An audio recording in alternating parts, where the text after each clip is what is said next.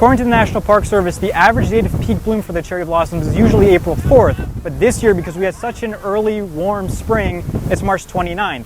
However, this early spring combined with the windier, colder weather we're having now means that not only are we no longer in peak bloom, but the cherry blossoms are actually closing up faster than expected. The question you're probably asking is why? Why run outside in freezing weather in your underwear?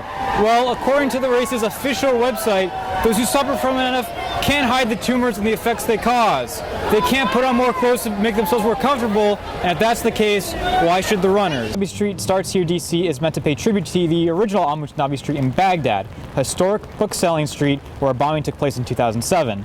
Shops on the original street are just beginning to rebuild and reopen, but here in DC, a group of artists are trying to capture the spirit of the historic avenue thousands of miles away. Going over 6 years strong, truck route is still attracting huge crowds.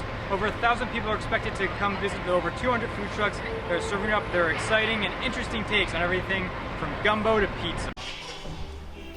While the rainy weather may have made it look like just another day at the Brooklyn Arts Walk, indoors, a collision of art, music, and poetry was coming together in the storefronts and studios for the Al-Mutanabbi Street Starts Here festival. Nabi Street Starts Here DC is meant to pay tribute to the original Nabi Street in Baghdad, a historic book-selling street where a bombing took place in 2007. Shops on the original street are just beginning to rebuild and reopen, but here in DC, a group of artists are trying to capture the spirit of the historic avenue thousands of miles away.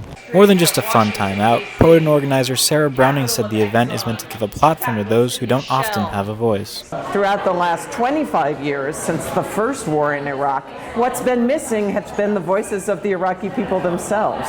And so we've been thrilled to have poets here from Iraq, but also from Syria, Palestine, and other parts of the region. One of those poets is Iraqi-born Amal al-Jubari, who discussed how poetry can bring about cultural understanding. If you want to know nations, don't go and wage for war. I think go and read their poetry, because the poetry for us, for many nations, is the record of the history of memory and also of culture. So you find the real culture, the real narrative in a good poetry. Poetry wasn't the only thing on tap for visitors at the Art Walk. Patrons like Paulette McBroom were invited to hear stories, swap books, and even make a little art of their own. It's just foam. You carve on foam and then put the ink on, rub the ink, and then you'll get this relief. While what happened at Al-Mutanabbi Street 9 years ago may have been a tragedy, today's festivities seem to suggest that sometimes the best way to remember is through a little thinking and a lot of fun. Michael Lovito, District Wire News. Tourists coming to Washington, D.C.'s tidal basin looking to catch the magnificent pink of the city's famous cherry blossoms are liable to see another color as well. Lots and lots of green. That's because the cherry blossoms are closing up much earlier than expected. According to the National Park Service, the average date of peak bloom for the cherry blossoms is usually April 4th, but this year, because we had such an early warm spring, it's March 29th. However, this early spring combined with the windier, colder weather we're having now means that not only are we no longer in peak bloom, but the cherry blossoms are actually closing up faster than expected. While the closing blossoms may be a slight disappointment for tourists like Ben Barakowski, it seems to have given them an opportunity to admire some of Washington's lesser-known natural beauty. We wanted to see cherry blossoms. Last year we came, it was before they were full, it was cold and rainy, and this year we came, it was kind of after bloom, and it's going to be cold and rainy later today. My wife's to my right, she's taking pictures of the tulips and everything else that are blooming over there. And it's just nice coming to Washington. We like Washington.